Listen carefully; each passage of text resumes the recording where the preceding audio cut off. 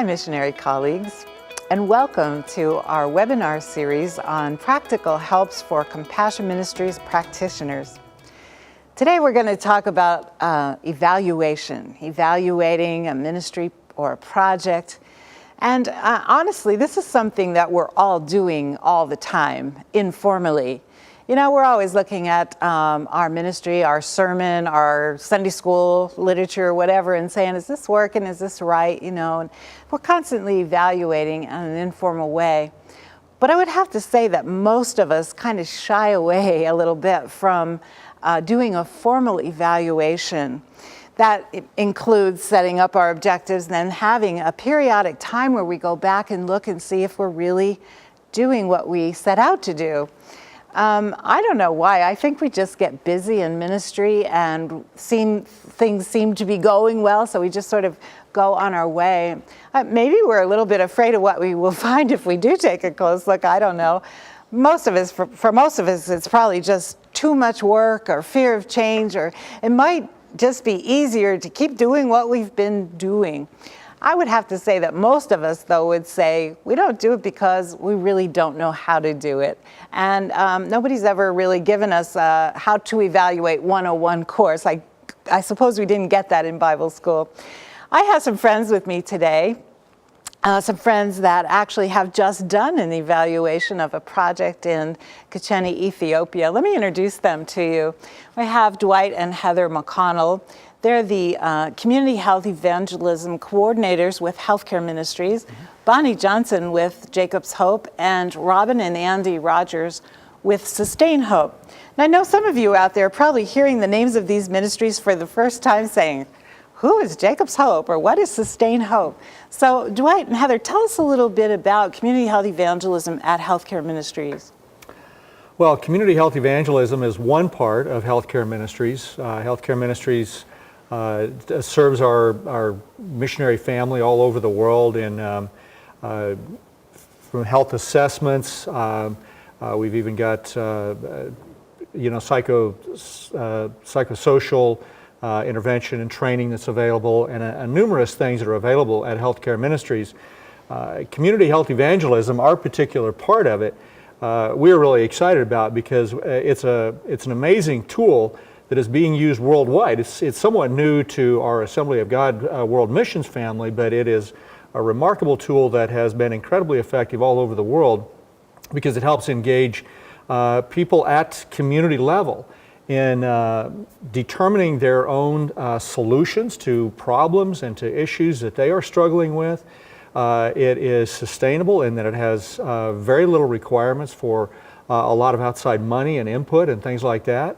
And so it's a tremendously effective evangelism and discipleship tool, and our churches that are using it are experiencing growth everywhere that it's being used. So we really believe in it. Heather and I do a lot of training ourselves, and our training, we train trainers, so TOTs, training of trainers, and we train people how to use this system and how to be able to initiate these things all over the world. And we also have training available in specialized things like HIV, AIDS, micro-enterprise, a lot of different things like that as well. So it's very holistic, and it covers just about any part of the life of a community, anywhere we go. Sounds like we need to do a webinar just on community health evangelism. Yeah. I think it's such an exciting ministry. I've been involved with it myself for many years, and I'm so excited that you're here doing that. And then we have Jacob's Hope. Bonnie, tell us about this amazing ministry to Jewish people. Jacob's Hope is about 7 years old, and it's the Assemblies of God international outreach to Jewish people. We have compassion centers in Israel, but we also work with Jewish communities in the Ukraine, Belarus, Poland, Ethiopia, and we are hoping to even go into the South American countries in the future. And we do that through compassion, through helping underprivileged people raise their level of lifestyle. Our compassion centers in Israel, of course, many people don't realize that about a quarter of the population live under the poverty line. And so we do job training, and of course we always share Messiah, Jesus, to all the Jewish people we can. Wonderful. And so Andy and Robin with Sustain Hope, and this is a fairly new ministry. Tell us a little bit about it. At Sustain Hope, we work in the area of international community development, and we do this by partnering with our in-country missionaries and the national church, if there is one, and by using simple in-country resources like whether it's cardboard or plastic bottles, we can provide training in areas of sanitation, agriculture, fuel-efficient stoves, and by touching people's lives with this compassion, our desire and our prayer is that we will change their hearts and open it to the gospel of Jesus Christ. So all of the ministries that are represented here, of course, are interested in people finding Jesus, but in very practical ways. They are sharing the gospel. And so we got an invitation from Jacob's Hope, and I got to tag along, and that was really great to just be out in the field myself, but I got to tag along with these wonderful ministries at the invitation of Jacob's Hope. Now, you've been working in the Jewish community in right outside of Addis for a number of years. Can you tell us a little bit about that work and about the community, Bonnie? Yes. We had begun about 5 or 6 years ago working with the Messianic congregation, that's the believing Jewish congregation that was there, a very small group of people, and helping them maintain their Jewishness, their Jewish roots, and still be believers.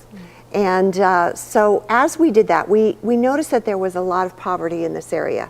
The Jewish community of Kachani is about 60,000 people, and there are 3 major religious groups there. There are this very small Messianic group.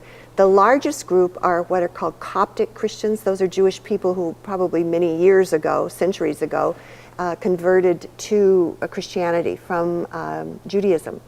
And then there's the traditional Jewish, the group of people who are Torah observant, and what we would call Orthodox in the United States, but they're called traditional. And within that community, we saw poverty. And so we began to invest in job training and helping some of the local people gain some skills in business education and management and how to grow and how to produce various goods and services. They're very talented people, but they just needed some direction. So we had started this micro enterprise coordination with the Ethiopian Assemblies of God group there that were already in force. And so we joined with them to help some people and raise the standard of living. And we had invested in about 30 individuals who were doing various things, baking their type of bread that they make there, kanjeri, and also farming, shoes, that sort of thing. So we had helped in that area, and we were just wondering if we were really making a difference or not. Mm-hmm. It's really interesting and wonderful that the Ethiopian Assemblies of God has a separate branch for relief and development in their country, and they're the ones that we work through in this project. In fact, they're the ones that helped us coordinate and manage the project, I would say. A lot of people are surprised that there are Jewish Ethiopians, you know, you just don't think about that, but in fact I think there are about 80 to 100,000 Jewish people in Ethiopia, and they are Ethiopians. Yes. Am I right on that? That's correct. Yeah. So we first went, you did a community health evangelism training, and then we felt it would be good with some of those trainers to do a community assessment. Why was that important that we started with the assessment, Bonnie? Well, when we got involved, we did so without the assessment. And we were one of those lucky people who at least didn't fall flat on our faces because of it, because it was being beneficial, but there were some issues that needed to be ironed out. And so we really needed to go and find out what the issues were. You know, within this major three religious community, let me say there was also about 7 Arab families living in the middle of this Jewish community. And there were even some Lutheran Christians, but very small numbers. And we found that there was kind of a lopsided distribution of who was actually being chosen for the micro-enterprise projects. And so we just needed to know that. We needed to know exactly the funding. It was, you know how it is internationally when you're trying to keep track of funds and what they go to, and our accounting systems were not as robust as they should have been. So this was an opportunity to go and evaluate and really make some changes if they were needed as well. So, Bonnie, you mentioned objectives. You wanted to see if your objectives were being met, and objectives are really an important part of an evaluation process. You got to have something to look back on and say, well, we said we were going to do this. Are we really doing it? Dwight, I know that's something you teach in the community health evangelism. Tell us really how do you do objectives, and why are they so important? Well, it's when we put objectives together, it's not an easy task. That's because sometimes we may not be setting appropriate goals or things like that. So there's a real simple formula. They should be SMART objectives, and that's real easy for us to remember, and we appreciate that later when we go back to them. But the S stands for specific. We're much more likely to succeed if our goals are clear and specific, and we know exactly what needs to be achieved. It should also be M for measurable. We can tell when it's been achieved if it's measurable, because from the beginning we establish ways to measure completion or measure phases or stages. So, excuse me, I'll interrupt. So like an example of that would be what? Like an indicator of, let's say we're looking at malnutrition, because that was one of the things. What kind of an indicator might you set to go back and say, how can I measure malnutrition? We would probably do a health assessment in a school, possibly, like a preschool or maybe a group of 100 children or so in one of the public schools, and then check them 6 months or a year later, things like that, to see if the things that we were doing, if there was a feeding program involved or a nutrition project. We would want to be able to actually go back and see if the children were healthier with some basic health standards. Like height and weight, maybe their arm circumference or something like that. Body mass index, Sure. Like that, yeah. Okay, yeah. And what else needs to be in there? The goals have to be attainable. That's the A part of SMART. That has to be achievable. It has to be realistic within the context. It's easy for us as Westerners to set some pretty lofty goals sometimes, but if they're not attainable, it's just not going to happen. They have to be realistic as well. Our goals should be realistic and relevant, so that the plans that we do make are being done, again, within the context. All of these relate to each other.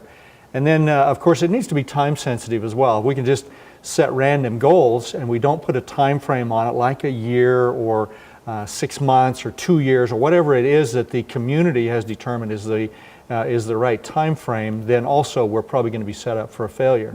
So we like things to be SMART objectives that will be that really will be attainable, and we want to see success. And you said something really important, Dwight. You said the community needs to ascertain the time frame. So I think what you're saying is it's not we who write these objectives on our own. We do it along with the people that are affected by the evaluation or are part of the project or the community, right? That's right, yes. That way, again, we're building ownership as we walk through this process. So Jacob's Hope did write some objectives for their vocational training program. Tell us one of those, Bonnie. Well, one of them that we had was that we wanted to improve the standard of living and break the cycle of poverty in the Jewish community of Ketchenedy through community-based participatory economic enterprise initiatives. And we had already begun to start with that, and then we wanted to measure the effectiveness of that in those individual lives that we had started with to see if it really had made a difference in their lives. Now, what we had done is in this program, there are goals within the microenterprise training that they have. It's a 3 to 6 month training program where the funding is given by us to allow the students to go to classes to learn business education, accounting, how to take inventory, how to create some kind of displays of their goods and services. And then we actually purchased some of that. Like for one lady that we visited this last time, we had purchased her inventory of shoes after she had gone through the training. Another gentleman, we had purchased a brick oven so that he could make his bread and sell it. And so you're giving equipment rather than money. That's right. That's a little different, isn't it? Yes. And what would be the logic of that? Well, it's ownership, it's accountability, and it's pride. It's they're doing it themselves. They're not getting a handout from the Western missionaries or the Westerners. It means a lot more. What if they don't actually do? Like, let's say we give them a grill to make their bread and they don't actually do anything with it. What Well, happens? within the program, if they haven't started it within 2 months, the program comes and takes the grill away and gives it to another person. It sounds pretty amazing that you would come and take it away. But you know, if you give money and they spend it, you can't take it back. That's right. But in this way, there is a tangible kind of motivator for them to kind of get going, and they know that if they don't produce something, then they will lose this precious piece of equipment or inventory or whatever they have. And they actually enter the program with the expectation that they're going to take a portion of their revenues that they make and put back into the system. It's a loan. We are giving them a loan. We're not giving them a handout. And they're expected to then pay back the loan over time in a very reasonable time frame, so that so it can perpetuate itself and others in the community can participate in the same program. So what's the word that we love so much about this this kind of a program that's perpetuating itself? Sustainable, yeah. I know, I kind of get that to be my favorite word, but in fact, in a committee today, one of the committee members said, and JoAnn's words, sustainability, but really, that's just so important. So we have the ability to start giving some funds as seed money into the project, but then as people pay it back, it just perpetuates itself, and we don't have to keep funding it because it funds itself. So it's really a great idea, I think, in terms of the loan being equipment rather than money, but yet paying back in money as the business grows.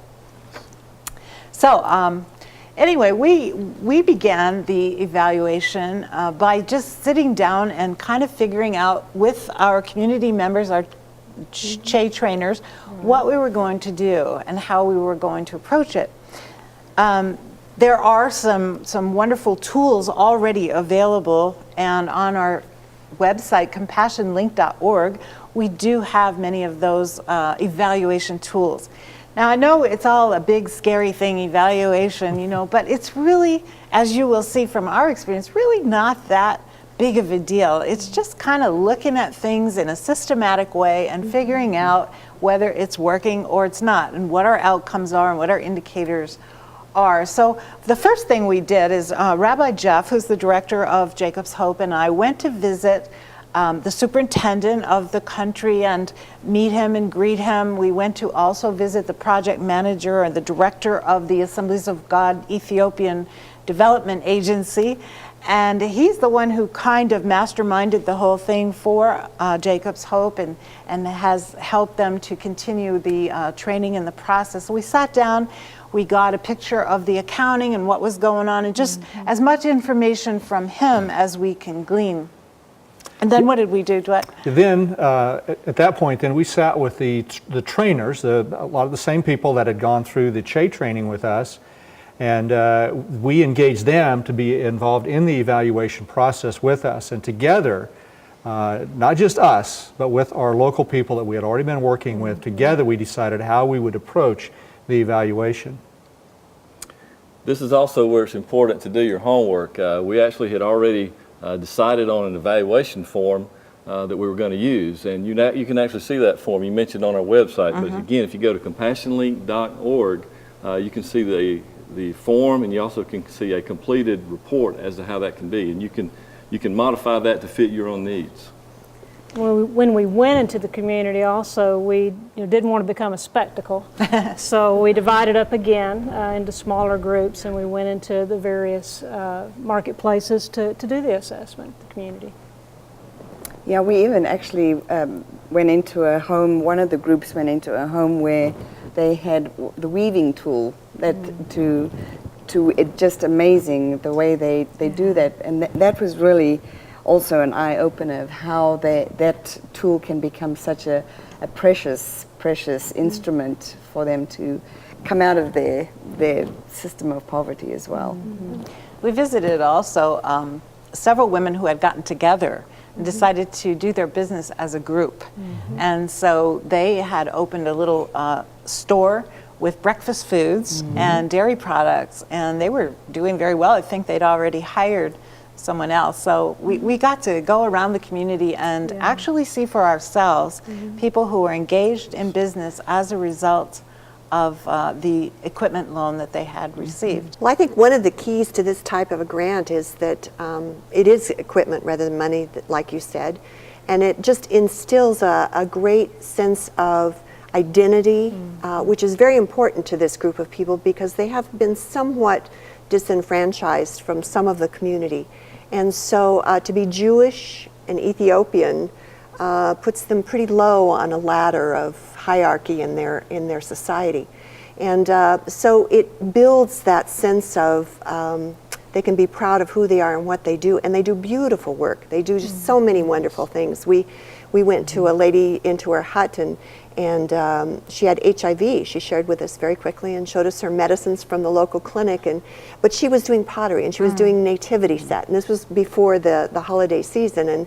And she, although it was somewhat crude, it was very touching to see her and to know that she had a marketable skill that she could help with her children that were sitting on the dirt floor next to her.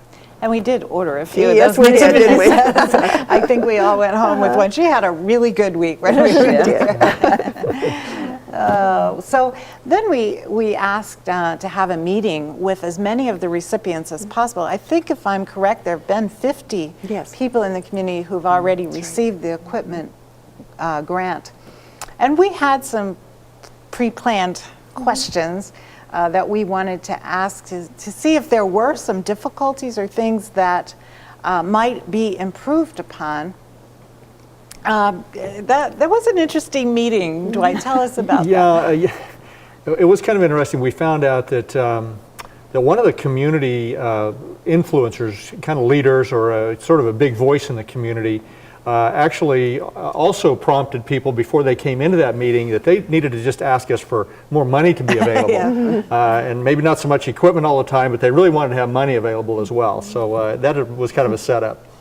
It was a good learning experience for us because we were able to see the informal community leaders that were there, and that how that person could guide the discussion in the way that she wanted it to go. So it was just all a part of the learning process for us. Yeah, and we often talk about community influencers, you know, and knowing who really maybe the formal and informal leaders of the community. We certainly found that out during that time. It was very interesting. You know, even though we didn't get to maybe the bottom and the heart of some of the issues there, we really did, and we're able to hear, you know, directly from some of the users of the benefits there. And, you know, some of them said things like, you know, my life is so improved, and now I can send my children to school. That's right. I couldn't pay my bills before, but now I'm able to do that. One lady even said that she opened, I think you mentioned it earlier, she opened a second business and actually was able to hire someone else. So she affected other parties within the community as well, economically. Yeah. Yeah, the strength of the program is that as the business makes money, well, the cost of the loan is then repaid, but it also allows the households, it affects their entire household, because then the children don't have to quit school and to help with the business. The parent can do so. And the parent might even have then the capacity to do schooling and further their education, because education is very important in the community. These are Jewish people who have learned to study from, you know, very, very early ages, and they really value education. So then began the hard work of taking a whole day. I think it actually took us 2 days maybe to put all of our observations and findings together. Now, if we'd have just been doing this on our own, it probably would have gone a little faster. But we really did want the community participants to do this with us. And so that took a lot more discussion and a lot more kind of figuring out and things, but it just cemented our relationships with those folks, and I think really, I would say, built a lot of ownership with them. And so we sort of compiled all of our data again, all of our observations, our visits, and the statistics that we had picked up, and then tried to put them all together. Just like we mentioned in our assessment, it's important that the right people get a copy of the evaluation. The participants that were helped us with the evaluation, the community leaders, the Ethiopian church leaders that are there, and then of course the missionaries with the AGWM that are situated in Ethiopia, and then of course our area directors and regional directors for that area. So as we were finishing up the report, we looked back at the objectives that Jacob's Hope had. Of course, they'd been our guides throughout the entire evaluation. And we looked back at those and were able to see the things that were being done correctly and having the outcomes that Jacob's Hope had hoped for. And then there were also some things that we felt maybe could have been improved on, taking some of the input from the group meeting, taking some of our observations, looking at the stewardship of the funds and all that sort of thing. So then we listed some recommendations that we sent back to Jacob's Hope, things that they could do. One of the things that the people really said is, even if the amount of the equipment, the loan could be increased, and as we looked at the whole picture, we thought, that might be reasonable because the economy has changed quite a bit since when you first started. That's why it's good to have some baselines when you begin a project, to know what's the economic situation at the start and where is it now. So one of the recommendations was that this grant equipment would have an increased value. And of course, it's not up to the evaluators necessarily to make those changes, but our role was simply to make our recommendations known. Evaluation does seem like a lot of work, but it's critically important. I think that it allows all of us to be good stewards of the funds that are entrusted to us. And I mean, we really all want that, don't we? We want to be sure that the kingdom of God is getting the best that it can, and that the people that we serve are being well served, and that our donors have the right to expect good outcomes, and that we can come back and show them, yes, this is what's happening. So, and sometimes an evaluation will actually end up telling us that this isn't working at all. We just need to scrap it and start over. And that's really hard, especially if we've made quite an investment of time.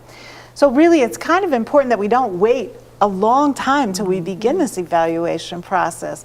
Once we have our objectives, we get it going, we should probably be saying 6 months out, we need to start taking a look and seeing, and maybe we need to tweak a few things, maybe the training, we found the training to be at a distance, and then people had to get there. And so we had to look at, would it be better to bring the training into the community rather than sending people out? All of those things are part of the evaluation to say, how can we do it the best possible way? And so we really hope that this little exercise that we did might encourage and motivate you to think about a project that you are thinking to start, or maybe a project that you're already in and you're like, oh, we didn't even write objectives for this project. It's not too late. You can still go ahead and try to set some objectives and then begin looking at ways that you can look at those objectives and see if they're working. If you have any questions about this, if you would like some help in any way to do an evaluation, we know people. We know people who can help you, and we would love to just serve you in this way. So please look at our CompassionLink.org website. If you have questions and you'd like to join us in our chat room there, you can just write in the questions, and one of us will be sure and get back to you with, we hope, some answers that will be good. And we also are going to have another webinar. This will be taking place in November, and we'll be sure to get those dates out to you. The dates will also be posted on our CompassionLink.org website, and we're going to talk more about sustainability and give you some really practical things you can do to serve the people you're working with. Thanks for tuning in, my friends. It's been great spending some time with you. We'll see you next time.